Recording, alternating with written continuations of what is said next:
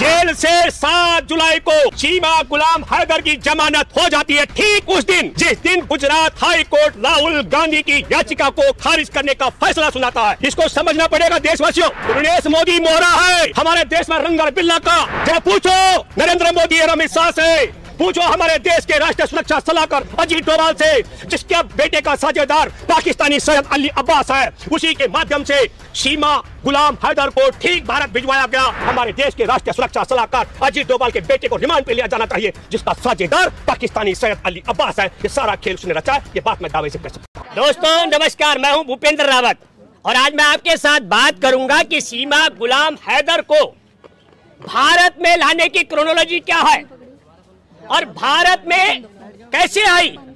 आप सब लोगों को मैं बताना चाहता हूं कि सीमा गुलाम हैदर भारत के अंदर जब आई तो 13 मई को वह 4 बच्चों के साथ और सचिन के साथ लापता हो जाती है।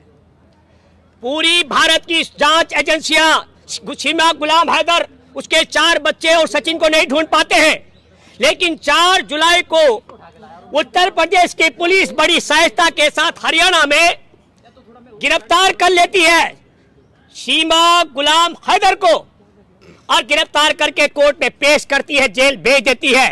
और क्रोनोलॉजी समझिए आप, जेल से 7 जुलाई को सीमा गुलाम हैदर की जमानत हो जाती है, ठीक उस दिन जिस दिन गुजरात हाई कोर्ट राहुल गांधी की याचिका को खारिज करने का फैसला सुनाता है। इसको समझना पड़ेगा देशवासियों।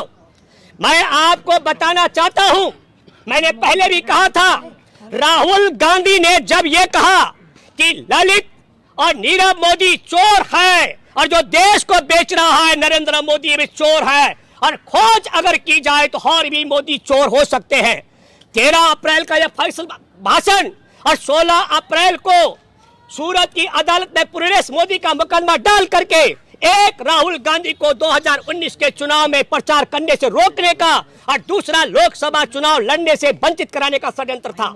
लेकिन जब यह बात नहीं बनी, चुनाव हो गया, चुनाव में आप सब ने देखा पुलवामा में 40 जवानों की हत्या करा करके जो भाजपा 50 से कम सीटें जीत पा रही थी वह 300 का आंकड़ा पार कर देती है। और उसके बाद राहुल गांधी का चुनाव में प्रचार से रोकने के बाद दूसरी हरकत शुरू की गई। पूर्णेश मोदी मोहरा है हमारे देश में रंगल बिल्ला का।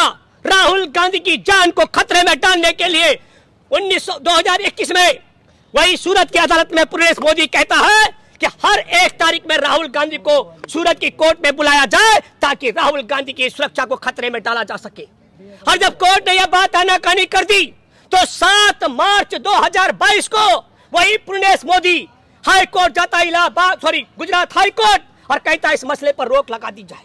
और 2023 में 7 फरवरी को संसद के अंदर अदानी के पूरी पोल खोल और चीन के साथ में किस प्रकार अदानी के माध्यम से नरेंद्र मोदी देश के बंदरगाह से लेकर के हथियार बनाने के कारखाने तक और रेलवे लाइनों से लेकर के और एयरपोर्ट तक बिकवा रहा है। इस सारे मसले की पोल खोल जब राहुल गांधी संसद में करना चाहते हैं तो ठीक 16 फरवरी को पूर्णेश मोदी जाता है गुजरात हाई कोर्ट में और जैसे सुपारी होती है हत्या के लिए कहता है जज साहब वापस दे दो, राहुल गांधी को अदानी के खिलाफ रोकना बहुत जरूरी है। और फिर कोर्ट दे देता है।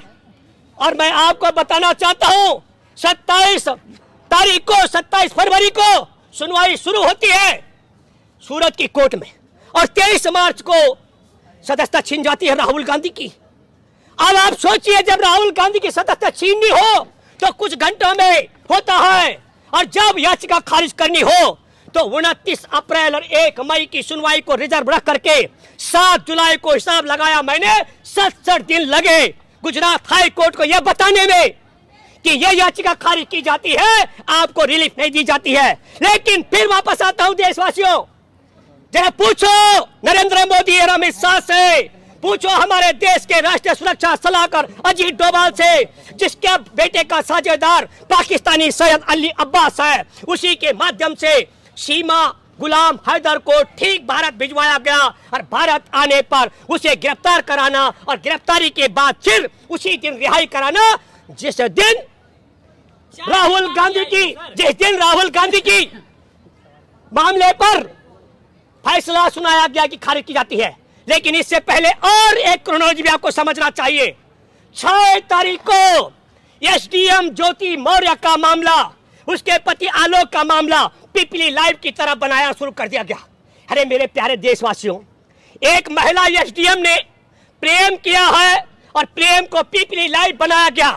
और अच्छा होता बहस करनी थी महिलाओं के देश में पुरुषों के चरित्र को लेकर, तो सबसे बड़ी पीपली लाइव बननी चाहिए मेरे देशवासियों, कि देश के एक राज्य का मुख्यमंत्री रहते हुए हमारे देश के मौजूदा प्रधानमंत्री ने गुजरात का मुख्यमंत्री रहते हुए गुजरात की बेटी का अपहरण करवाया एयरपोर्ट से। यह बात होनी, इस पर चर्चा होती। देश के बच्चे, बूढ़े, जवान, किसान, महिला, हर इंसान, टेलीविजन और अखबार में चर्चा होती।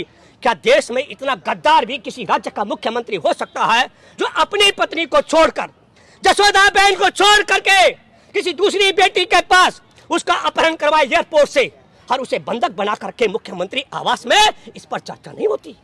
चर्चा होती है ज्योति मौर्य महिलाओं के खिलाफ, लेकिन पुरुषों के पापों पर पर्दा डालने का षड्यंत्र है। इसलिए मेरे दोस्तों, मैं आपको दावे के साथ मैं कह सकता हूं, 4 फर्राटेदार भाषा बोलने वाली उर्दू, पंजाबी, अंग्रेजी और हिंदी, 2-2 पासपोर्टधारी 4 बच्चों को लेकर भारत में आ जाती है। रंगा बिल्ला की सरकार मौन हो जाती है। जब जरूरत पड़ती है गिरफ्तार कराती है, जब जरूरत पड़ती है उसे रिहा करा देती है, जब जरूरत पड़ती है टेलीविजन में उसका पीपली लाइव बना देती है। फिर देखिए रोचक बात, उसकी रिहाई के बाद क्या होता है? जैसे ही विपक्ष के राजनीतिक दलों ने गठबंधन शुरू किया, इंडिया बनाया, अभी इंडिया और एनडीए का मुकाबला होने वाला है, मानता हूं कि इंडिया जीतेगा। और जैसे ही इंडिया का गठबंधन तैयार हो रहा था तो आपने एक और चीज देखी, तत्काल एटीएस जाता है सीमा गुलाम हैदर से चर्चा करने और फिर नए तरीके से पीपली लाइव बनाने का षड्यंत्र किया जाता है। क्यों? क्योंकि मेन स्ट्रीम मीडिया इस देश में देश के एयरपोर्ट, बंदरगाह, रेलवे लाइन, हथियार बनाने के कारखाने, अदानी के माध्यम से चीन को बेचने वाले दलाल के खिलाफ मेन स्ट्रीम मीडिया दिखाता नहीं। और उसके खिलाफत करने वाले इंडिया में शामिल एक राजनीतिक दल के नेता जब सवाल उठाते हैं तो मेन स्ट्रीम मीडिया दिखाता नहीं है। यूट्यूब चैनल वालों को झुंझुना पकड़ा दिया। पहले कहा कि ज्योति मौर्य देखो गरीब ने पढ़ाई और उसने कर दी बेवफाई, जैसे कि नरेंद्र मोदी तो बहुत बड़ी, मैं कहता हूं, जिम्मेदारी निभा रहा जसोदा बहन के साथ, उसमें चर्चा नहीं होती है। और फिर सीमा गुलाम हैदर के मामले को पीपली लाइव बनाया गया। मैं आपके माध्यम से एटीएस के अधिकारी से अपील करता हूं, जांच होनी चाहिए। क्या कारण है कि 13 मई से गुम होने के बाद 4 जुलाई तक सीमा हैदर और 4 बच्चे और सचिन को नहीं ढूंढ पाई व्यवस्था?